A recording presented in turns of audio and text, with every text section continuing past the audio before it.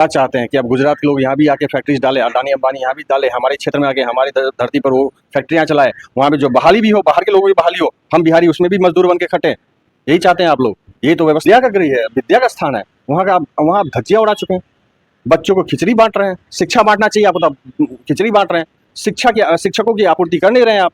जो भी शिक्षक आए हैं अभी बहाली हो गए, उनका आप तनख्वाह रोक रखे हैं 3 महीने से, जहाँ तक मुझे अब जानकारी प्राप्त हुई है।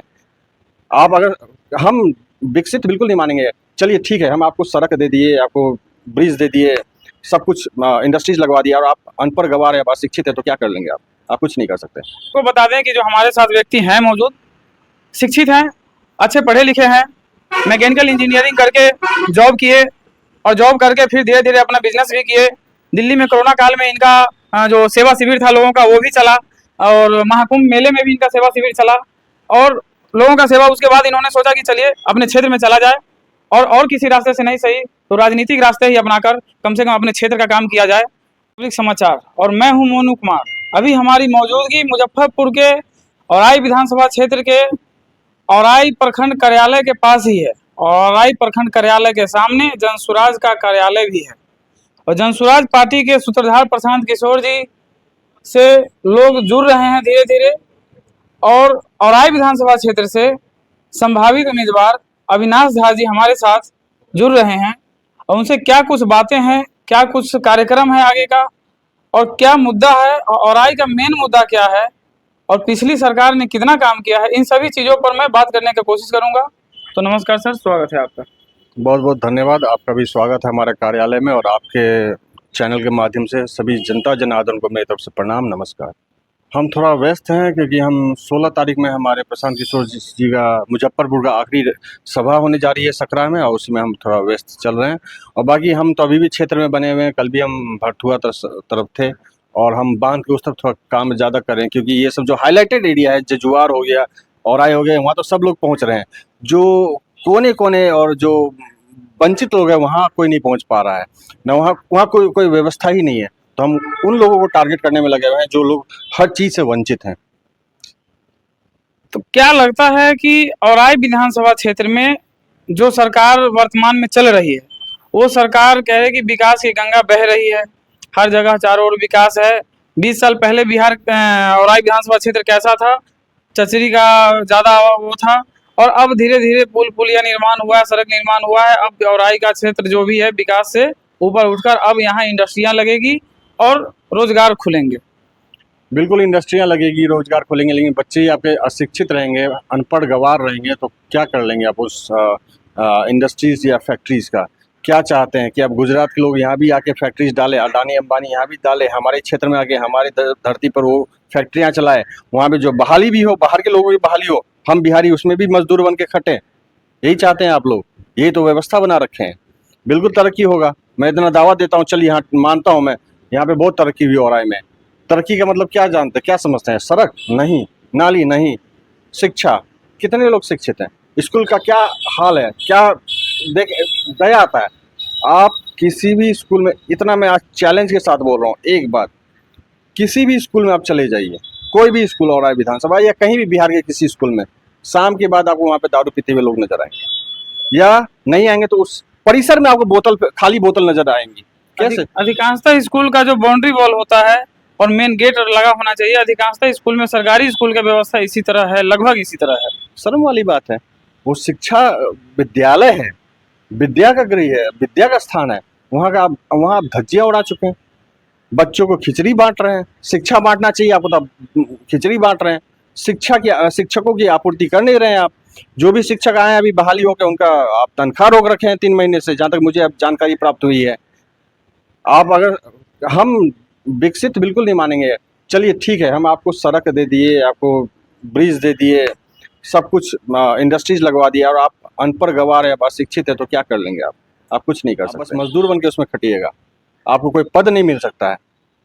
तो मैं तरक्की का, मेरे नज़र में तरक्की का डेफिनेशन ये है, विकास का डेफिनेशन यही है, इफ़ यू आर एजुकेटेड और नॉट। अगर आप एजुकेटेड हैं, आपकी जनसंख्या एजुकेटेड है, तो आप सच में तरक्की कर रहे हैं। और आपके पास सब कुछ दे दे, हम सारा इंफ्रास्ट्रक्चर टाइट कर दे, और आप अशिक्षित हैं, अनपढ़ गवार हैं, तो आप विकास के मार्ग पर बिल्कुल नहीं।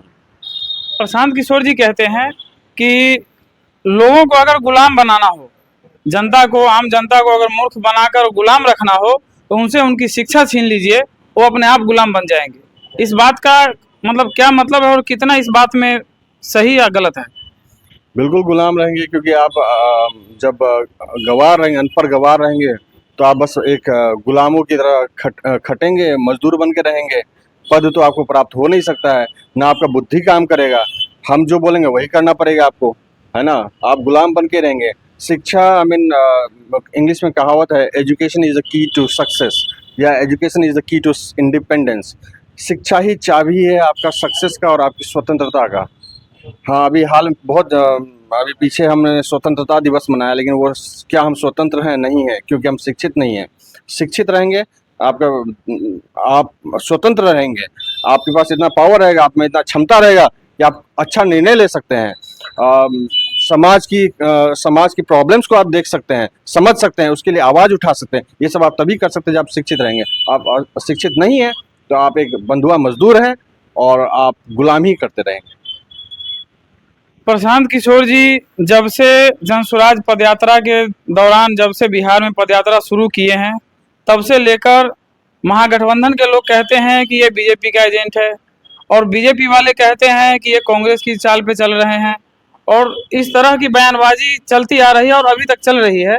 इसमें आपका क्या विचार है कि प्रशांत किशोर जी का अपना विचार है, उस पे चल रहे हैं, या गठबंधन, महागठबंधन को सपोर्ट जाएगा, या उनका जो चुनावी रणनीति है वो बीजेपी को फायदा दिलाएगा, या महागठबंधन को फायदा दिलाएगा, या बिहार के लोगों को फायदा दिलाएगा? प्रशांत किशोर जी या हमारी पार्टी, हम किसी को सपोर्ट नहीं कर रहे हैं। और आगे आप ये देखिएगा कि बाकी के सारी पार्टियां हमें सपोर्ट करते हुए नजर आएंगे आपको, क्योंकि हमारा जो मार्ग है, हमारा जो उद्देश्य है बहुत साफ है। हम शिक्षा और स्वास्थ्य पे काम कर रहे हैं। और बहुत लोग तो ऐसे भी कहते हैं कि वोट कटुआ पार्टी है। हाँ, तो सही ये बात। तो सही में हम वोट कटुआ पार्टी है, और इनका कहना है हम इतना वोट काटेंगे, इतना वोट काटेंगे, इतना वोट काटेंगे कि दोनों कट के साफ हो जाए। बहराइच विधानसभा क्षेत्र में हम लोगों ने, रोज हम लोग घूमते रहते हैं, बहुत सारी जगह अभी बदहाली की स्थिति वैसी ही है, और बहुत सारी जगह हालांकि बदलाव आया है, पहले से बदलाव तो आया है, लेकिन जिस स्पीड से बदलाव चाहिए, जिस तरक्की का जो क्या बोलता है जोर है जो बिहार में चाहिए, अन्य राज्य के तुलना में उतना विकास नहीं हो पाया, ऐसा प्रशांत किशोर जी भी कहते हैं, और जनसुराज के बहुत सारे नेता वो भी कहते हैं कि उस तरक्की जो है ना, तरक्की का पैमाना उस अन्य राज्य के मुकाबले बहुत कम है बिहार में। आपको क्या लगता है कि औराई विधानसभा का जो विकास हुआ है पहले से ज्यादा? बहुत विकास हुआ।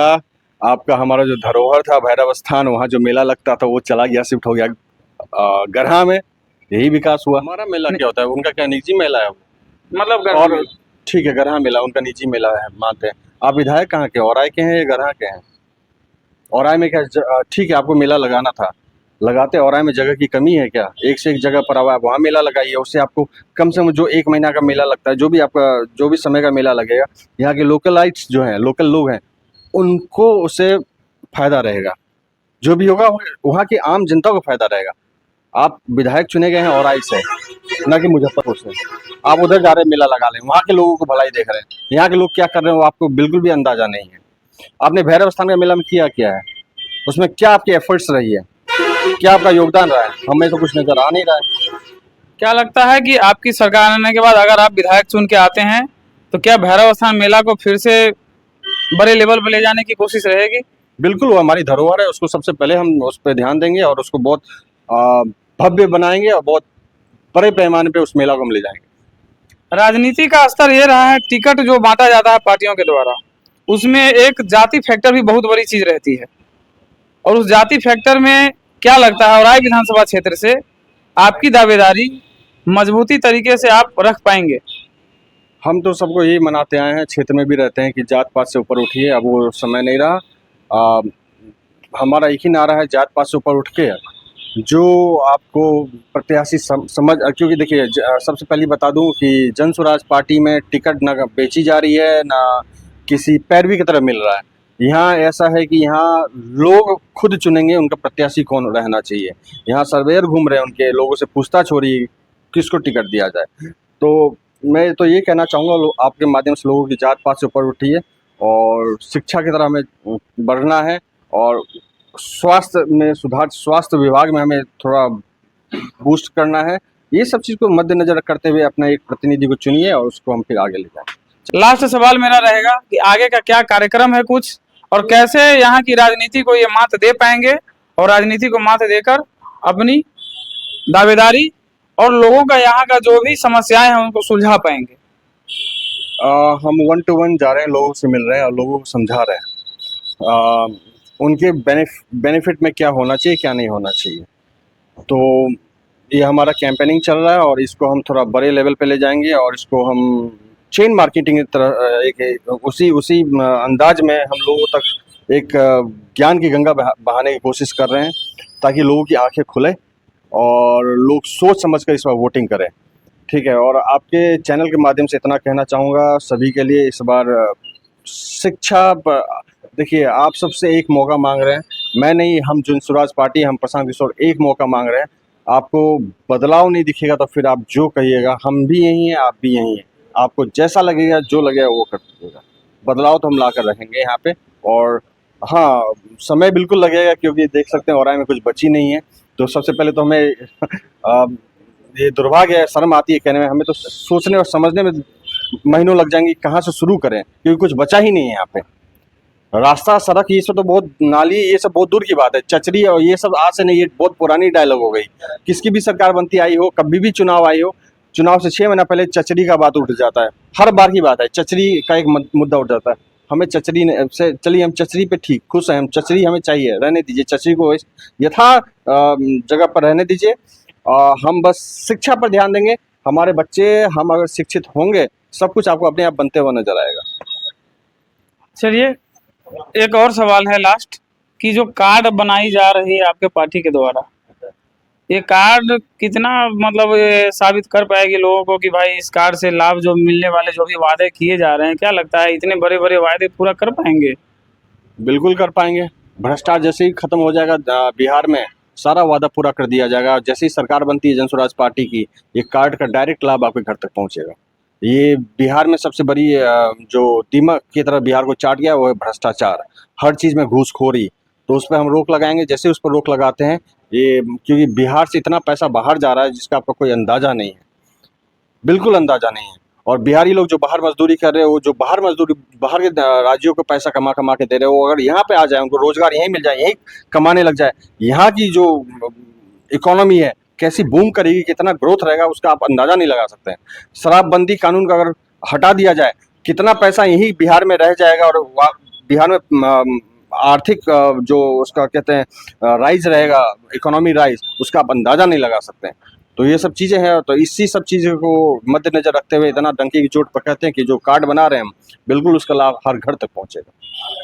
तो चलिए, बहुत बहुत धन्यवाद। हमारे साथ औराई विधानसभा क्षेत्र से जनसुराज के भावी उम्मीदवार अविनाश झा जी थे, और जो भी सवाल था उन पर अपना मुखरता से इन्होंने अपना जवाब दिया है। बाकी और भी आगे का कार्यक्रम क्या है, नहीं है, हर चीज़ का अपडेट आपको देता रहूँगा। औराई विधानसभा से मोनू कुमार, आप देखते रहें पब्लिक समाचार। धन्यवाद।